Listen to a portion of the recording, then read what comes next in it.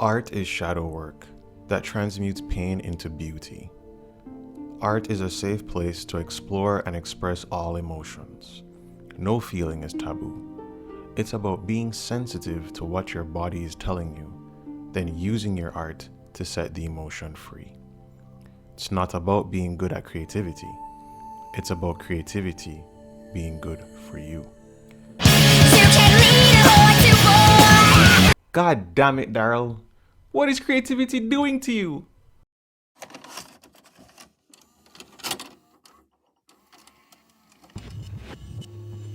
Glassjaw was formed by Daryl Palumbo and Justin Beck when they met at summer camp in 1993.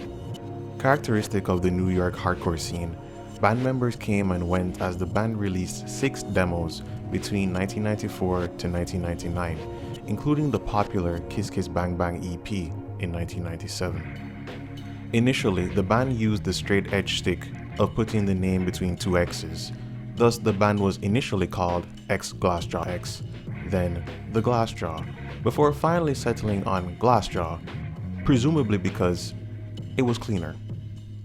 Enter Ross Robinson, one of the godfathers of nu metal who, at the time, was hell-bent on destroying nu metal, or more specifically, Adidas rock. He heard one of the band's demos and needed to hear more. As bands like Korn and Limp Bizkit were enjoying what would be the final commercial success stories for metal in mainstream media, Robinson wanted to inject new life into the culture. According to guitarist Justin Beck, quote, Ross showed up at a practice. We started a song. Ross stands up, waving his hands, and he's like, it's over, it's done. I want to do this. You've got a deal. According to thegauntlet.com, Glassjaw got chills, but were skeptical about this at first. Thankfully, Ross was a man of his word and invited the boys to record at the Indigo Ranch in Malibu. Characteristic of a Ross Robinson produced album, he demanded raw, unfiltered honesty from the band, and especially from frontman Daryl Palumbo. The first day of pre-production, we had no idea what to expect, said guitarist Beck. We start the first song and Ross is yelling, stop, stop. He says to Daryl, what's the song about? Daryl starts telling him, and we start giggling a bit. He stopped us dead in our tracks and basically let us know that this wasn't a joke at all. It was dead serious. It put us all in check. He made Daryl spell out exactly what the song was about, which was extremely personal. He taught us that the more you hold back, the more you cheat yourself, and the more you cheat everyone else. Ross had declared Glassjaw, quote, the new post-millennial destroyers of Adidas rock, R.I.P., end quote. And just as Justin said, Ross was dead serious. This is why he pushed for Roadrunner Records to sign them up. But perhaps this was a mistake because when Glassjaw's debut album, Everything You Ever Wanted to Know About Silence, was released on May 9, 2000, Roadrunner did very little promotion of the album. What was one of the most critically acclaimed albums of the year and would become one of, if not the most inspirational post-hardcore albums of all time, was ignored by the band's very own record label. As a result, Glassjaw encouraged their fans to download the album off of LimeWire rather than buying it and giving any money to Roadrunner. But unfortunately, despite making such a landmark record, Everything You Ever Wanted to Know About Silence would be subject to even more controversy years later.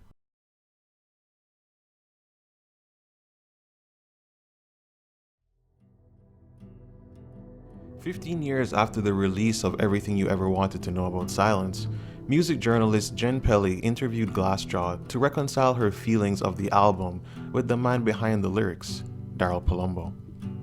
Quoting from her 2016 article, Unraveling the Sexism of Emo's Third Wave, Pelly wrote, in 2015, I interviewed Glassjaw, another Long Island band, whose early 2000s lyrics could pivot from embarrassingly spiteful to bluntly stated violence against women.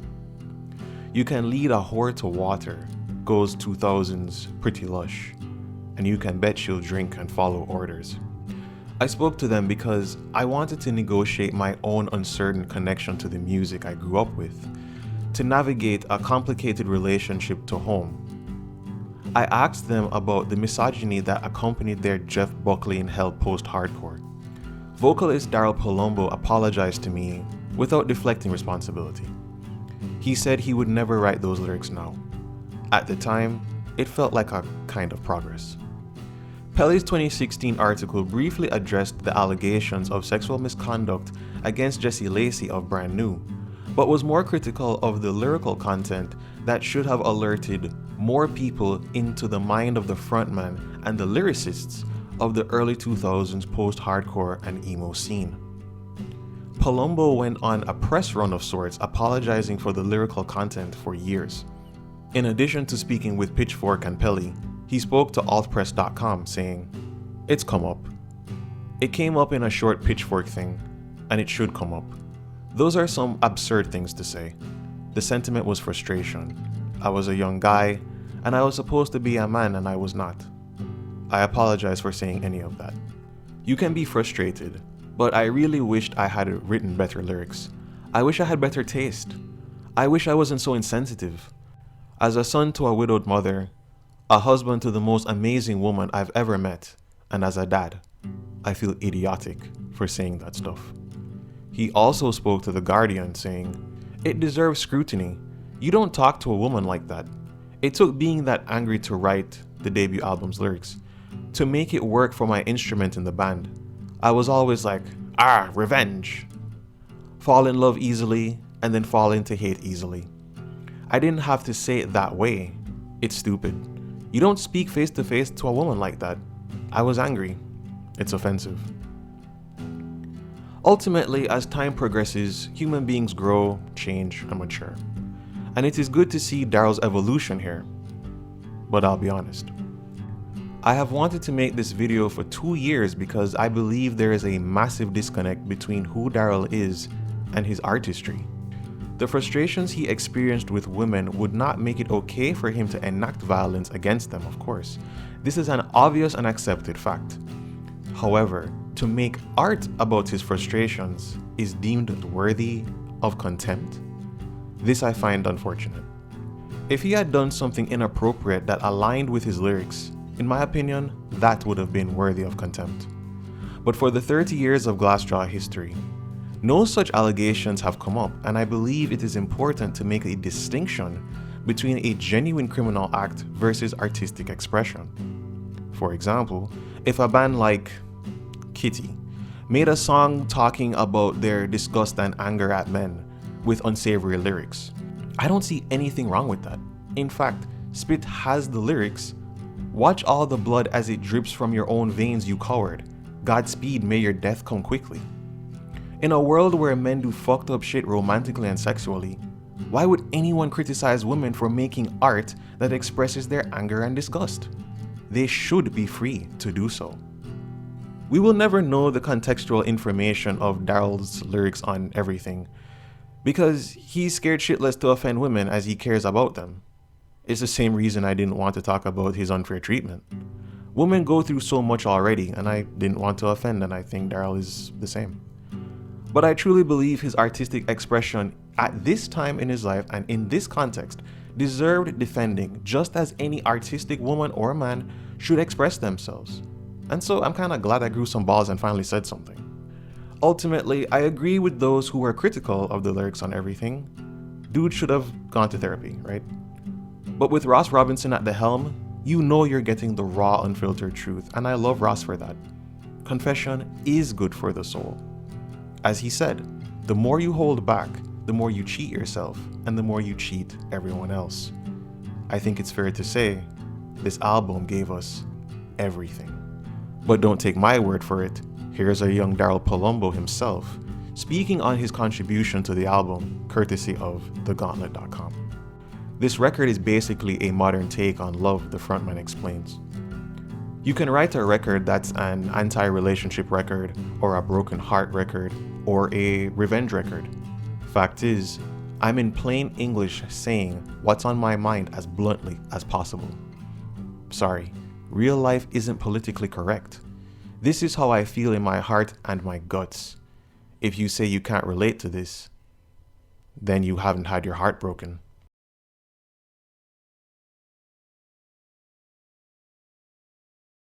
Pretty Lush, the debut major label single that we've been talking about ad nauseum, is as killer of an opener as the Grim Reapers of Adidas rock would need to be. Syncopated chugs support Palumbo's notes about how a woman's sins are getting the best of her, but admits that he's also paying a price. You can visualize Daryl's frenetic disappearance in front of the microphone as his voice drifts in and out as he lets his emotions run riot in the booth. Indeed, you'll hear this throughout the album. And if I can trust this Angel Fire link from 2001 BC, apparently Daryl said some stuff about the tracks. For Pretty Lush, he said, "That deals with a girl who I had been with and had been my best friend for a couple years, but it got to a point where she moved away to college and had grown out of me as a phase in her life. I didn't appreciate being treated like a phase that was to be progressed through. So she decided that drinking and becoming a frat girl was more important to her than me. She decided that I was a lifestyle that she had grown past. I wasn't too into that, and that's pretty much what it's about. I don't drink myself, so to be beaten up by a fucking bottle wasn't too hip by my standards. This song is about my being straight edge." The vocal delivery only gets more intense when Siberian Kiss kicks in. Dude can barely enunciate a goddamn word as he progresses through the first verse because that's how flustered and fucked up his jealousy has become. And of course, the trademark soothing coos that punctuate the entire album first show themselves here. The sensitivity, the desperation, the failure to hold on to someone who's moved on, deliciously painful. Daryl. She couldn't have been any more empty when she was with me than she was. When she was with me, she was a completely empty person in everything she did with and to me. That's what that's supposed to mean. A kiss. Something that's fulfilling and warm. And it was just the coldest shit. The melodrama continues as the band instrumentally showcases the range of their influences on When 1-8 becomes 2 zeros. The infinity symbol or lemniscate illustrates continuity and connection, but when broken up, it looks like 2 zeros, literally and based on the lyrical content, metaphorically too. At this point, Palumbo is not trying to look cool. He's self-aware that he has no defense but to barter tact for wit, and to make up stories, and to make her into nothing but a hobby.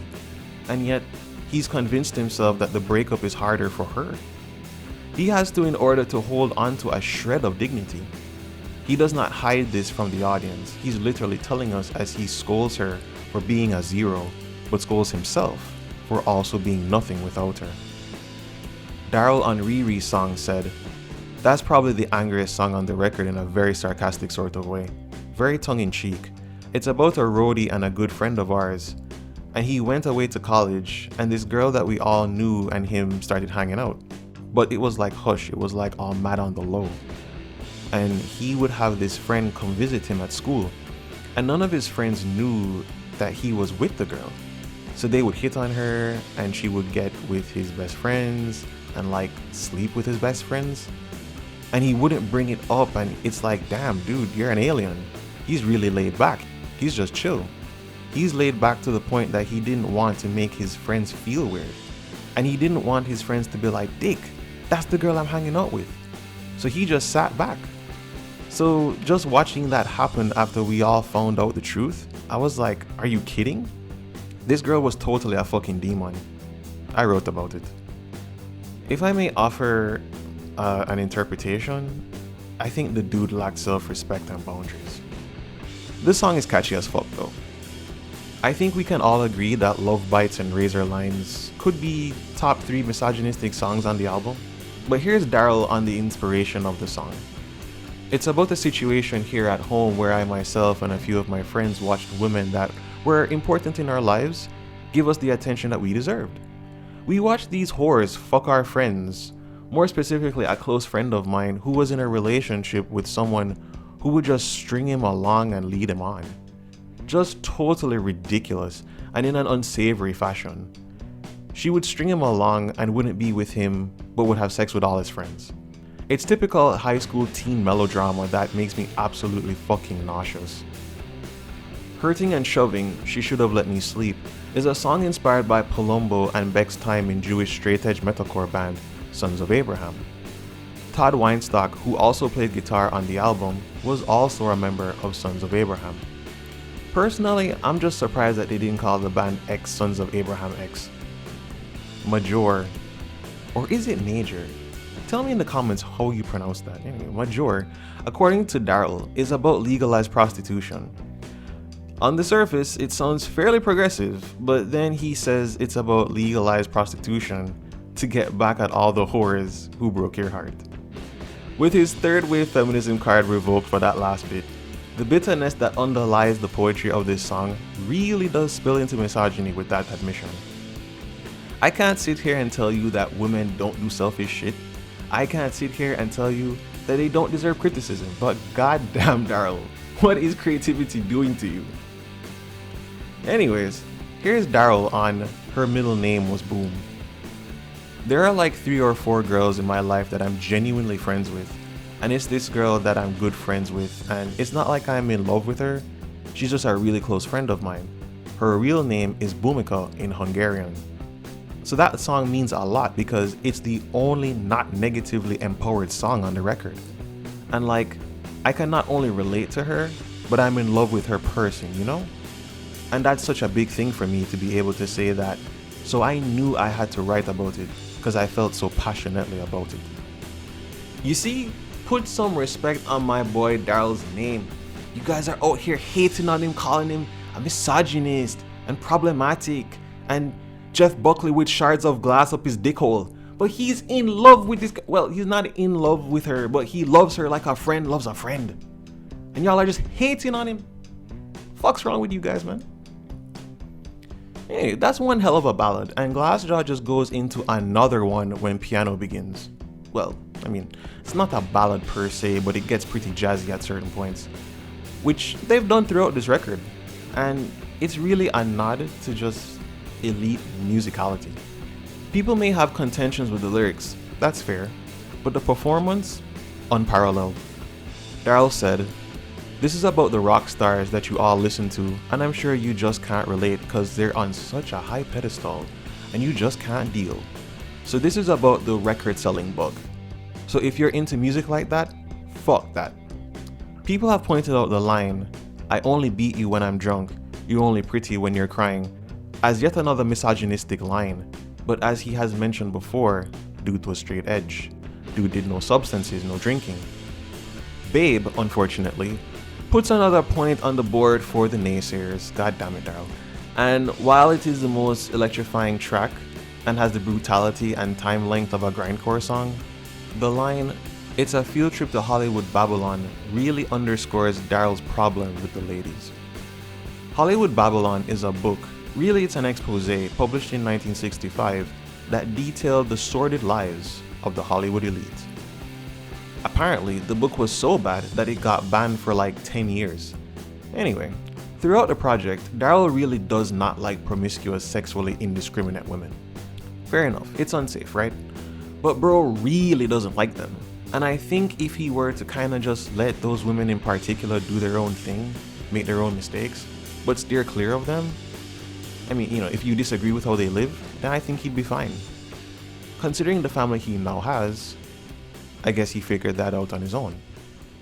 With regards to everything you ever wanted to know about silence, Daryl revealed it was about his battle with Crohn's disease.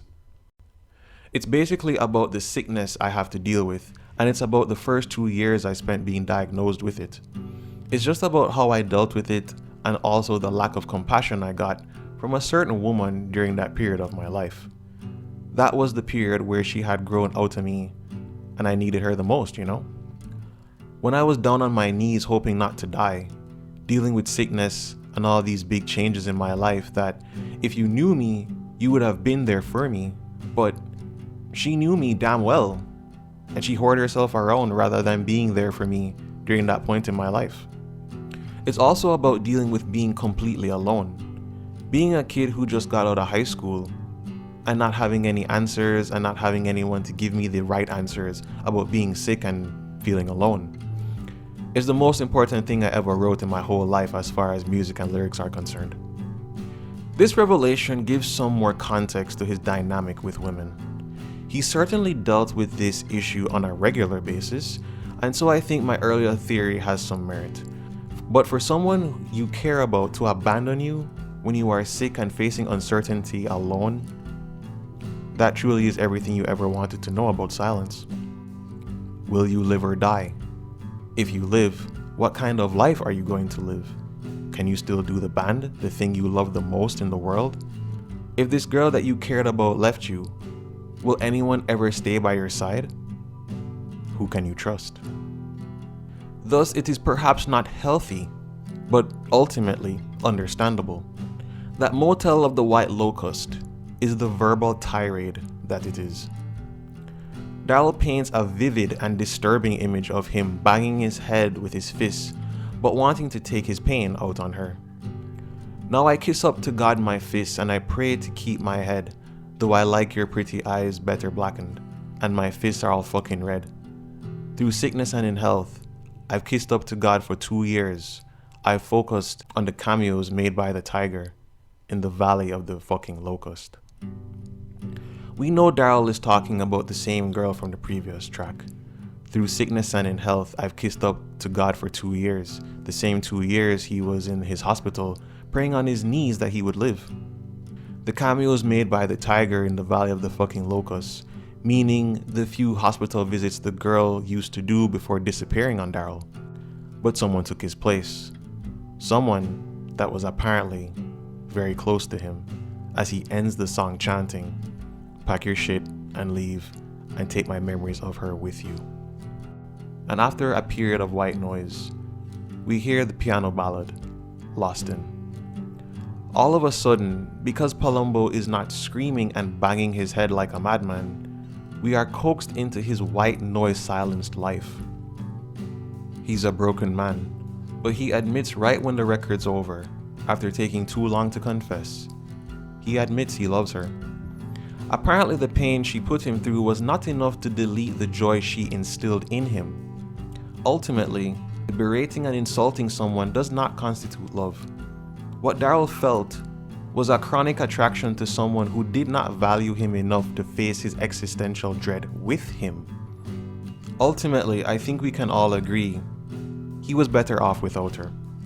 Now, that doesn't necessarily make her a whore, but given the various episodes of alleged sexual impropriety by the woman around him and his friends, and perhaps this woman as well, we don't know, the tiger, the quote-unquote tiger, I don't blame him for being angry.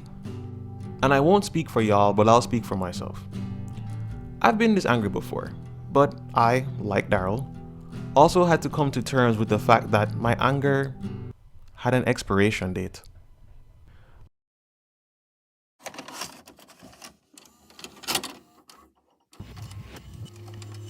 By the way, how do you guys abbreviate the album? Do you call it I Would Cass? I call it that sometimes, but I don't know if anybody else does that. Anyway, when Daryl said I Would Cass Everything was a modern take on love, he and the band really meant it. They had a cover on the cutting room floor called Modern Love Story from hardcore punk band Youth of Today, a band inextricably tied to the promotion of the straight edge lifestyle. Consider the lyrics. Love defined on our TV, telling us, teaching us what we need. Are we in love or just so alone that we're looking for anyone to hold? When the prey is caught, the thrill is gone, so we'll switch partners and move along. And we won't use our brains because our lust is too strong, overlooking the person to whom the body belongs. Real life isn't politically correct, as Daryl said, but if he really is Caligula, glutton of glutton, the greedy and perhaps most cruel emperor of Rome, mentioned on Convectuoso, that would explain it. Both this and Modern Love Story feature on the 2009 re-release of I Would Cass. Daryl borrows lines from Frank Zappa's Harry You're a Beast, which is a very curious tune. It sounds like the Beatles doing a spoof on masculine criticism of American womanhood. But this shit came out in 1968 and it sounds eerily similar to the shit bad couples go through today or that you would hear in some red pill space. Daryl's rendition is more sinister and admittedly leaves a sour taste in the mouth if you choose to end the album here rather than on Lost In. Candice McDuffie of altpress.com had this to say of the song she placed in the top 10 most influential Glassjaw songs. Convectuoso originally appeared as track 12 on promotional copies of Worship and Tribute. It features an emotive Palumbo showcasing the natural dexterity of his vocals, with stripped-down instrumentation punctuating its effectiveness. His wailing is more restrained, while his self-awareness startling. Glassjaw has long been criticized for their misogynistic lyrics. On Convectuoso, the group acknowledged the sexism that has become reinforced by societal norms. A notch on my belt is how you shall exist. A notch on my bedpost is how you shall exist. And no more, no less, for the common good. That's you, American womanhood. Ultimately, everything you ever wanted to know about Silence didn't beat the allegations of misogyny. The guy who wrote the lyrics apologized, and based on some sources that I could not verify, he might have been apologizing since as early as 2002 when Worship and Tribute came out. The brilliant artistry from Justin Beck, Manuel Carrero, Todd Weinstock, and Sammy Siegler was soured by Daryl Palumbo's wrath-pumped poetry. That will unfortunately be the narrative that plagues what was also a brilliant execution of artistic expression from all five, and coagulated by producer Ross Robinson. This album truly embodied the notion that art is shadow work, transmuting pain into beauty, and perhaps pain into peace. However, the criticism for such expression may cause others to not see art as a safe place to explore and express all emotions. Again, I think that is unfortunate.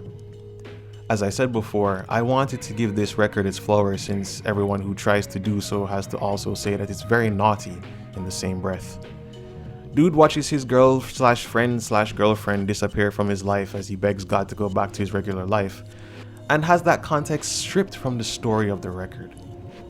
And yet, I agree that most people aren't going to ever know the context, and so you have to face the consequences of being judged based on what people know.